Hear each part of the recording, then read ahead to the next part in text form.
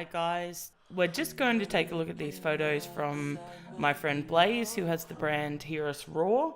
That is a online curvy clothing shopping destination sort of thing. What I wanted to do is just take a look at these images. Now they are just a JPEG file. I'm pretty sure they were shot with her phone, and just see, as you can see in the screen now, just take them and color correct a few of them, edit them basically. But a pretty basic edit. I'll be using my Mastin Labs presets in the end, but obviously, as you can see here and as you can see in this image here, we got a bit of color correcting to do, a bit of denoising to do, and stuff like that. So let me just reset this one and we'll head back and get started. Crop that to a 4:3. I just prefer that aspect, especially on this kind of look, because we're going to make it look very filmy, which is something that Mastin Labs create their presets based around film replicas and stuff like that. So, and I'm going to be using the Kodak Everyday pack. So as you can see here, they have a built-in white balance. I'm going to see if I can do a selection here because it's so far off, but as you can see, that throws it very blue. Just to get me started, now I'm going to drag it till they look a little green. I think they look green. Let's throw a little bit back in there. Okay. And now I've got Hectare or Gold. I think Gold is the one I used on this set. And I also, because we've got a lot of noise and such in the image, I'm going to use All Hard, just because that really emphasizes the contrast, I guess it would be. Yeah, anyway. I don't actually know what it does, but it looks the best to me. And now at this point, even though I've already done that, I probably should have done this earlier. I'm going to lift the exposure. As you can see, it starts to fall apart a little up here because it is just a JPEG. Mastin Labs, they recommend you use their presets on raw image files. But all I do if I'm working on JPEG is just drop the contrast a little bit. Don't tell Kirk. And then I'm going to see if lens correction is going to work here, but it probably won't. And I'm going to reset the grain because we've got more than enough grain happening here. Then the other thing I'm going to do is head down to detail and just denoise it a little bit, just so we get a smoother image, and add a little bit of sharpening. Because realistically, as much as, and I'll just show you the before and after, as much as people these days love that kind of film look, or what they think is a film look, God, look how bent that looks. We're so used to seeing really sharp images that, you know, sometimes this soft film look, people just assume it's out of focus or something. Okay, so that's where I'm going to leave this one.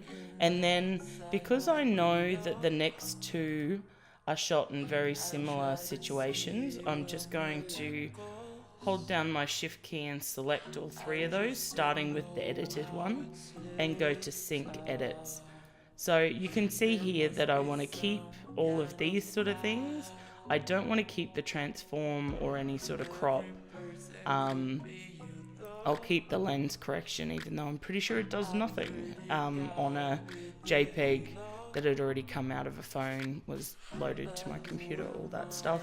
I'm going to hit synchronize and bring those edits, and straight away you can see the before and after on this. We've made a huge difference. I think we're going to need a little more exposure in this one.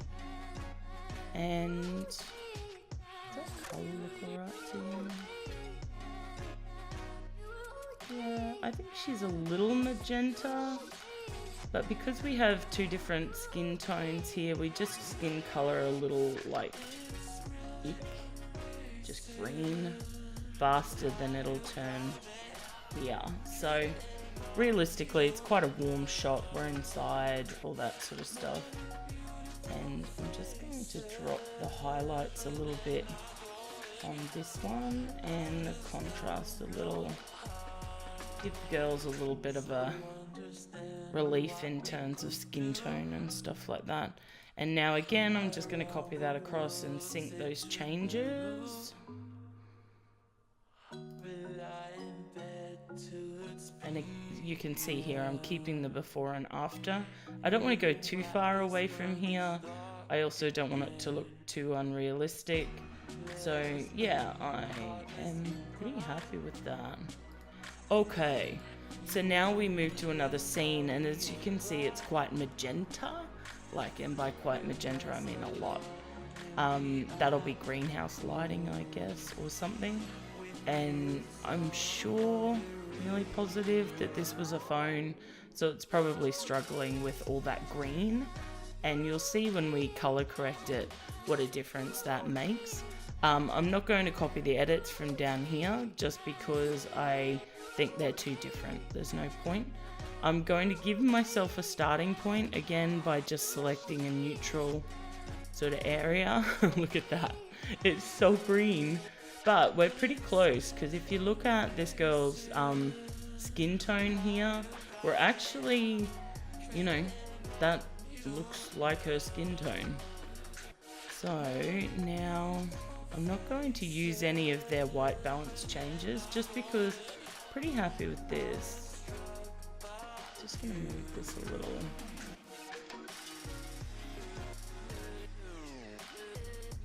And again, there's some degree of this that's personal preference, but it's also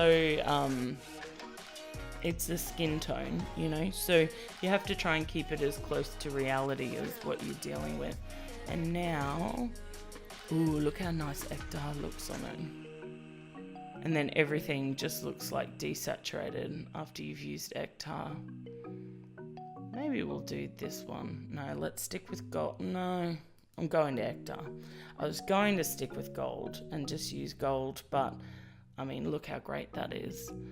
And again, we're just going to go through these tone profiles, because there'll be one in here that really brings out, yeah, it's that. I would probably go for all soft, because there's a lot happening in this image. What we want to do is like bring down those highlights and increase the blacks and the shadows to give us all that info. The other option could be shadow soft. Yeah, it's not a huge difference in this one. All soft, because most of the details that's been smooshed is in those shadows. Let's stick with shadow soft. Ugh. Lens correction. I don't think there's much happening there. Going to reset that grain. Again, we're going to come up and straighten her up a little. She's a little crooked. Now, I have, like, my hips must be so badly out, because my photos are always, like, 10 times worse than this in terms of straightening. Just going to bring her into the center of this, just because it's quite a symmetrical image, and I'm using my hands to indicate those center lines, or the way that these leading lines point to her. So we just want to make sure that they're pointing right to the center. Going to come into detail again. Just add back a little bit of the sharpness and denoise that a little. I usually stick within those first couple of joints there, and I don't mess with this.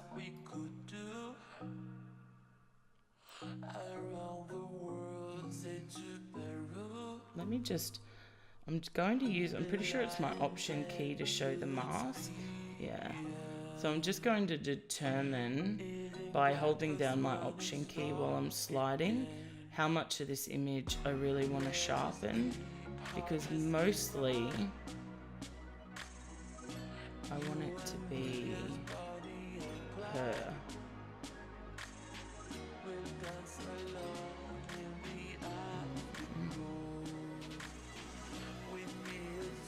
so much happening. Okay, let's leave it there and just call it a day. I'm pretty happy with that. This is like a really film look to these greens. How amazing is that? Obviously you can dial down the vibrance and the saturation if you wanted to, but I think, why do that? Just don't do that. I mean, look how great she looks. Let me just have a look at the dehaze for a sec. No, I don't think we need that today. Sometimes I use that if I feel like it's just gone a little like hazy, and I did wonder if, given all the light that's been thrown from the side, we'd lost some of that detail, but looks like it's there. Okay, and now because these next few shots are in the same setting, just going to shift and copy those over. Oh, look at them. I love watching them light up. Okay. Again, we're just going to have to deal with, I think her exposure's a little high here. It actually may have even been a little high. No, that was alright. Here. Just going to continue to lift those shadows a little bit because I want to bring in some of this detail. Man, she looks green. Not she, but like this scene. Just going to drag a bit more pink. The skin tone can handle it. What are we doing here? Just a bit of an auto. Line that window up, bring her to the center. And I actually, as much as I normally hate so much space overhead, I actually don't mind it here because there's a lot happening. As you can see, if I bring it down to the 4:3, then we lose those cool lights. But again, like, look at it without the lights. It's pretty great. So anyway, it's up to you. I'm going to stick with the as shot, original, and just a little straighter. Okay, moving on to the next one. As you can see, we've brought all our colors through. She's looking great. Let me just pull down this a little, and I'm going to pull the contrast a little. You can see what the contrast does. I just feel like I've lost her jawline a little. Let's pull those shadows. Tiny bit less contrast. Now this one I think could definitely do with a little more sharpening. Again, because I feel like she's very soft here. But other than that, we're looking pretty good. Oh look, I left my crop lines on. So let's auto straighten her. Again, a little nudge.